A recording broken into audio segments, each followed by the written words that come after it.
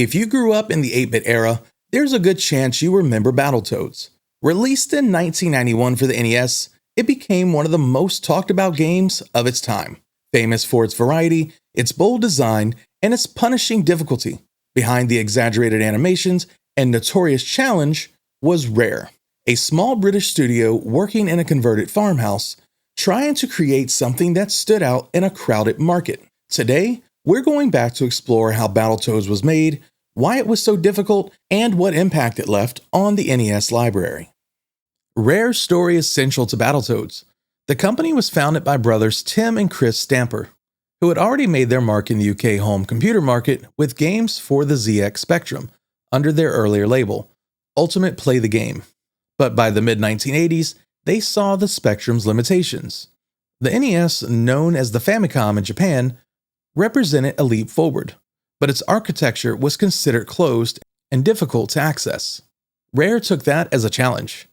They reverse engineered the Famicom's hardware, becoming one of the first Western developers to fully understand it. When they brought their findings and demos to Nintendo, the company was impressed. Rare secured an unusual level of freedom to develop NES games, producing titles at a faster pace than most Western studios. By 1990, another phenomenon was dominating kids' attention: Teenage Mutant Ninja Turtles. Konami's arcade brawler had exploded in popularity, and the NES ports, especially Teenage Mutant Ninja Turtles 2, the arcade game, were selling in huge numbers. Rare and their publishing partner Tradewest saw an opening. If the world wanted amphibian heroes, they could create their own twist. Something technically impressive, visually striking, and entirely different in gameplay. That spark led to Battletoads. It wasn't simply a Turtles clone. It was Rare's chance to show the NES could still deliver surprises, even late in the console's life. Battletoads took shape inside Rare's farmhouse headquarters in Twycross, England. Designer Greg Mayles, who would later help define Donkey Kong Country and Banjo-Kazooie, spearheaded the project. Artist Kevin Bayliss handled the visuals, creating the exaggerated look of Rash, Zitz, and Pimple. Their names were part of the joke. Unlike the sleek, martial-sounding Leonardo or Raphael, these characters had names that sound almost unpleasant. It was a deliberate parody, edgy, tongue-in-cheek, and aimed squarely at kids who already loved radical, over-the-top heroes. For a time, the project even carried the working title, Amphibians. Rare's design philosophy emphasized variety. Many NES games stuck to one core mechanic. Mario ran and jumped, Castlevania combined platforming with whip combat, Teenage Mutant Ninja Turtles NES games focused on scrolling beat-em-up action. Rare wanted every strategy of Battletoads to feel new. One level would play like a traditional brawler, another like a high-speed racer, and another like a vertical climbing challenge. This philosophy carried into the visuals. Rare used the NES to its limits, with large, expressive sprites and comic exaggerations. Basic attacks often ended in smash hits, oversized fists, giant boots, or headbutts that transformed into rams. These weren't just gimmicks. They gave each fight a cartoon energy, making the game feel closer to an animated series than a typical NES brawler. The music, composed by David Wise, also stood out. Wise would later become famous for Donkey Kong Country's atmospheric scores, but in Battletoads, he delivered fast-paced, driving themes that captured both the intensity of the gameplay and the playful edge of the characters. The NES sound chip was limited, but Wise managed to give the soundtrack a complexity that felt closer to 16-bit. On the surface, Battletoads begins like a straightforward beat-em-up. The story sets up the Dark Queen kidnapping Princess Angelica and Pimple, leaving Rash and Zitz to save them. The early levels reinforced this expectation. Enemies to fight, combos to land, and big finishing animations. But Rare quickly changes course. In Stage 2, the action becomes a vertical descent, with rope swinging and aerial combat. By Stage 3, players are thrust into a now legendary turbo tunnel, a high-speed obstacle course requiring split-second reactions. From there, the game keeps shifting. Snake-riding puzzles, rapid downhill races, obstacle-filled underwater runs, unicycle chases, and climbing towers filled with traps. This constant reinvention was unusual for the NES. Where Teenage Mutant Ninja Turtles on the NES developed consistency, Battletoads thrived on unpredictability. It asked players to adapt stage after stage, without the comfort of familiar mechanics carrying them through. The two-player mode amplified the chaos. Cooperative play was a selling point, but friendly fire was always on, meaning teamwork often gave way to accidental sabotage.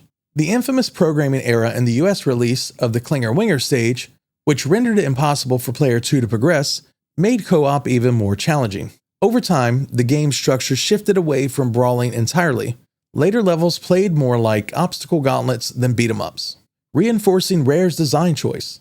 Battletoads wasn't meant to be another Turtles clone, it was a showcase of NES variety. Battletoads' difficulty has become its defining legacy. But why was it so hard? Rare has explained that the challenge was intentional. In 1991, most NES games didn't have save files or passwords.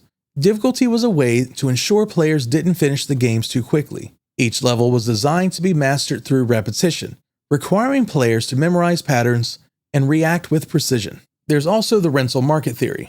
In the early 90s, renting games from local stores was common. A game that could be beaten in a weekend might not sell many copies.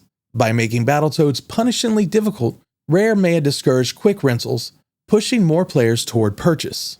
Design choices reinforced this difficulty. Levels often introduced mechanics with little or no warning, forcing players to learn at full speed. The Turbo Tunnel, with its sudden obstacles, became a cultural touchstone. Later stages like Snake Pit, Klinger-Winger, and Rat Race pushed players even further. Limited continues and the absence of passwords meant progress was easily lost.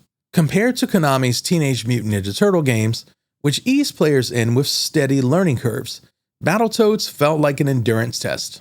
For some players, this was frustrating. For others, it became a badge of honor. Battletoads released on the NES in June 1991 in North America, followed by a Japanese Famicom release in December of 1991, and eventually reaching Europe in 1993. Tradewest handled publishing in North America and Europe, while Malaysia oversaw the Japanese release. The Japanese version made changes to balance. Players were given more lives and continues, and some of the most punishing elements were softened. This was not unusual. Japanese and Western versions of the game often differed in difficulty. Rare also created a Game Boy version, Battletoads and Ragnarok's World, which adapted parts of the NES game but played differently. Other studios later produced ports for Genesis, Game Gear, and the Amiga. These ports varied in fidelity. Some removed stages, others adjusted gameplay, but the NES release remained the definitive version. Critical response in 1991 was strong. Battletoads was praised for its graphics, variety, and ambitious design. The animations and comic exaggerations were noted as highlights, while David Wise's music received positive attention. In Nintendo Power's 1991 awards, Battletoads won overall Best NES Game, along with awards for graphics and sound, theme and fun, Best Play Control, and Best Multiplayer Simultaneous. That recognition placed it among the most celebrated NES title of the year. Players, however, had a more complicated relationship with it. The game's difficulty quickly became part of its reputation. The Turbo Tunnel was discussed in schoolyards as an almost mythical challenge. Later levels, often more difficult than the tunnel, added to the image as one of the hardest games on the system. The NES success gave Rare and Tradewest momentum to expand the franchise. The Game Boy entry arrived quickly, followed by Battletoads and Double Dragon in 1993, which brought the Toads into crossover territory. The SNES and arcade would later see their own Battletoads games, but it was the NES original that defined the series. The ports to other systems often changed content or difficulty, but the core reputation, a game of variety, creativity, and punishing challenges, came from the NES cartridge. For many players, Battletoads became part of the NES challenge canon. Along with Ninja Gaiden, Ghosts and Goblins, and Contra, beating it was an achievement worth bragging about. The comparisons to Teenage Mutant Ninja Turtles were inevitable. Both series featured anamorphic heroes fighting villains, both were aimed at young audiences, and both leaned into co-op play. But Battletoads distinguished itself through its structure. Teenage Mutant Ninja Turtle games offered accessible beat-em-up action modeled after arcade play. Battletoads, in contrast, was built on unpredictability. Every stage demanded a new skill, often at high speed and with little margin for error. The difference gave each series its reputation. Battletoads stands as one of the NES's most distinctive games. It pushed the console's technical limits with bold visuals and complex animations. It showcased Rare's creativity in mixing genres within a single cartridge.